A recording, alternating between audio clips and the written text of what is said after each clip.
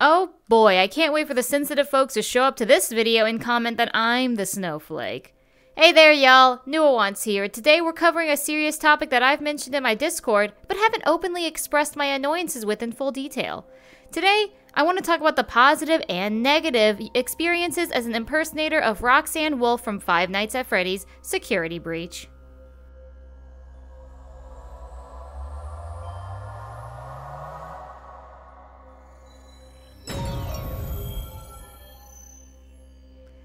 So, before we get started, I want to thank all of you for the massive amount of support you've given me. I feel honored and blessed that so many people enjoy my videos, and I hope we can all grow this community even bigger together. I'm not blind. I know a large chunk of that comes from my Roxy videos, and honestly, I didn't expect some dumb little skits to do so well on TikTok. But the brighter the light shines, the darker the shadows surround. The internet is a place full of people, some good, some bad, and most in between. We're not perfect, and the internet has become a big part of most of our lives. With it comes knowledge and understanding and new opportunities to be whoever you want to be. But it also comes with a feeling of power for those who shouldn't have any, and expectations. I've touched on before the ideal that as a fan, some people feel entitled to a creator's time, and that's simply not true. Many creators have their own boundaries set in stone to protect themselves and the people around them, but every once in a while, a few people will think those rules don't apply to them. This causes discord between a creator and a supporter because, honestly, most of these interactions, the supporter doesn't have a realization why this is a problem. I also want to quickly say I don't see myself as a celebrity. Far from it. I'm kind of a loser in reality, and you can grow your own channel if you really wanted to and kept at it. I've been getting comments from people saying I act like I'm famous because I made a video asking people to not randomly add me on Discord or VRchat. And to them I say, do boundaries only exist with fame? People who don't create content get the same issue. Are they not allowed to ask to be left alone? Is your worth only based on the followers, subscribers, and patrons that support your content? I've been asking this since before I made content, and it isn't. Everyone gets boundaries and are allowed to set their own limits whether you like it or not. Because at the end of the day, it isn't about being big or famous or super cool. I'm none of those. I just enjoy creating, and I love seeing people find the joy in the things I do.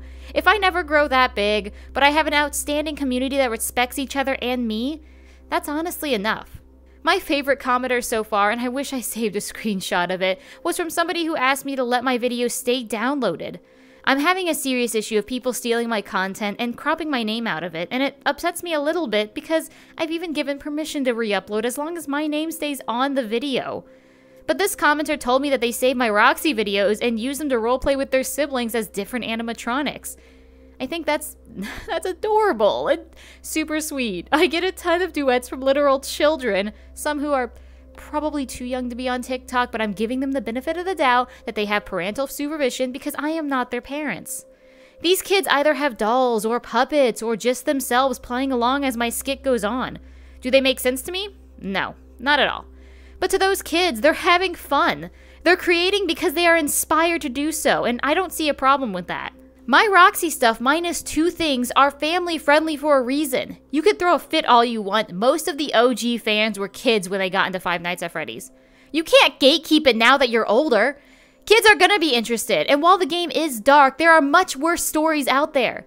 FNAF is a good horror for kids because without knowing the lore, it's such a basic level of fear. Big noise, go brr. And even when you do know the lore, the worst part about it is that some dude decided murdering kids was to be his legacy.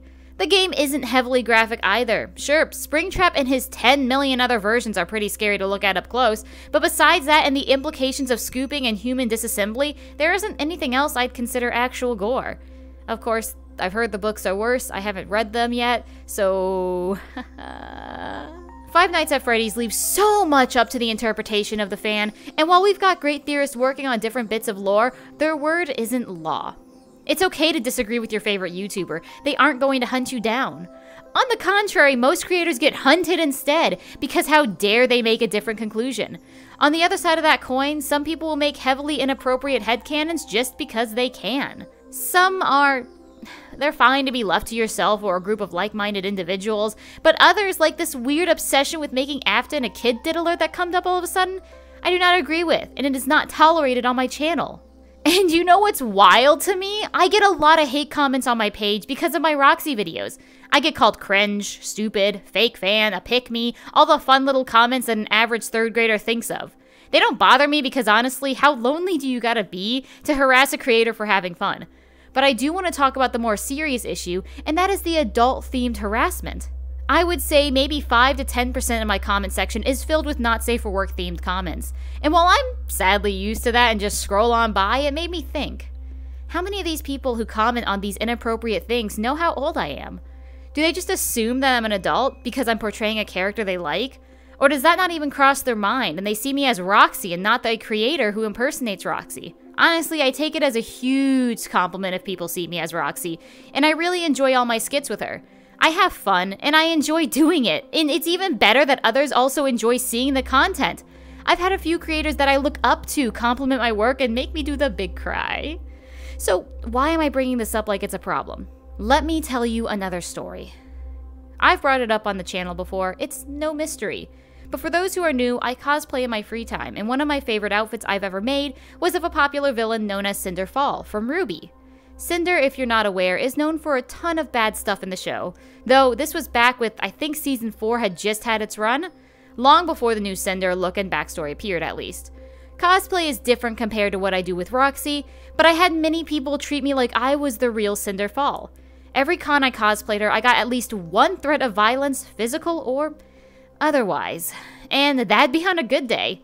Other cosplayers would straight up pretend I didn't exist and focus on my friend, the beautiful and forever talented Liffey Dragon, who cosplayed Pyrrha.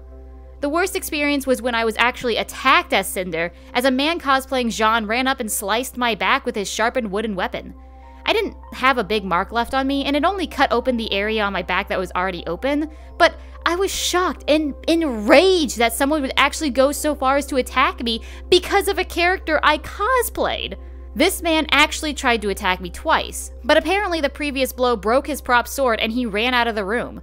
After he left, I ended up reporting what happened to the other members of our Beacon Ball staff, and my only regret is not saying anything earlier.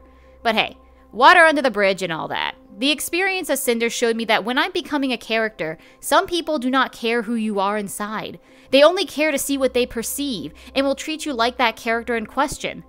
In a public Five Nights at Freddy's world, an individual came up to me and kept making jokes about Roxy being a pedo, and using the avatars to build a whole story that I had drugs hidden in my body to give to kids. It wasn't funny, and the people around me showed their discomfort just as much. I can understand disliking a character. You don't have to like Roxy, I don't care. But when you start trying to force your own headcanons and opinions onto others who do like the character, it makes things uncomfortable for everyone involved. It works the other way around too, by the way. You can't force a person to like something just because you do. We are all different. When people see me as Roxy, I take it with pride, and there is a level of responsibility that comes with that. All of these stories dealt with adults, not minors. And just like in Disney, plenty of really young children can believe you too become the character, and get too excited to see them brought to life. One of my commenters had a habit of telling other viewers that I'm not the real Roxy, and I'm not even an animatronic, and it's adorable. I would much rather have those cringy kid videos duet my stuff, or the bad cosplayers, or the newbie artist, than any comment that takes my video and turns into some kind of fetish. I decided to do a test. I wanted to see what age my community thought I was, so I posted this video. I'm doing an experiment for next week's video. Guess how old I am in the comments. Those who know. The purpose was to see what the general public thought my age could be, and those results were actually completely different than what I expected. I thought the majority would put me in the late teens, early 20s, but in reality most had me early to mid 20s, which is close-ish. Of course there were some early teens and late 30s to 50s sprinkled in there, but overall the 20s had the majority. Connected to this, I'll be plugging my Patreon here for a moment. I started a Patreon this year, and if you support me, you can get a ton of great benefits depending on your perk. From seeing my weekly videos early, to getting a free model, world, or asset that I put together.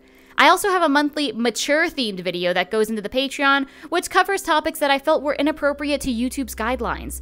This month is a screenshot compilation of the harassment I've gotten as Roxy, to show you the sheer amount that I receive on a normal day.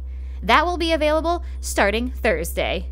On top of that, there will be long-term perks, such as special badges and privileges to those who stay on the Patreon for a certain amount of time, starting at 6 months of consistency. Finally, some perks only stick around for a season, like my Snow Globe World is on sale until spring, and then it'll be taken off the Patreon and you can only buy it full price on my PayHip. Obligatory add-on, you do not have to support my Patreon or any of my content if you do not have the money to do so. That is perfectly fine. Just being here, interacting, liking, commenting, that is enough for me. That's enough about that though. Let's move on to the final stages of this video. What am I planning on next? For the past few days, the Roxy videos haven't been doing so well, which means they may not have daily occurrences starting the next week. Once that happens, Roxy will only appear on my TikTok 2 to 3 times a week, and the rest of my content will return to being focused on my VRchat and VTubing stuff. I'd also love to take voice work more seriously though. I have no idea how to get started, so bear with me. If you know any great places to start, give me some suggestions in the comments, or, message me on Twitter or whatever. I'd love to hear it. Hey! Maybe next FNAF game, I'll have a chance to audition. All in all, I want to say I am super happy with the opportunities I've been given with my content, and I really hope I don't fumble the ball before the game even begins. I hope you all stay with me on my journey, and thank you so much for the support. And as usual, y'all, drink your water, eat your broccoli, and have a fantastic day. See y'all in the next video.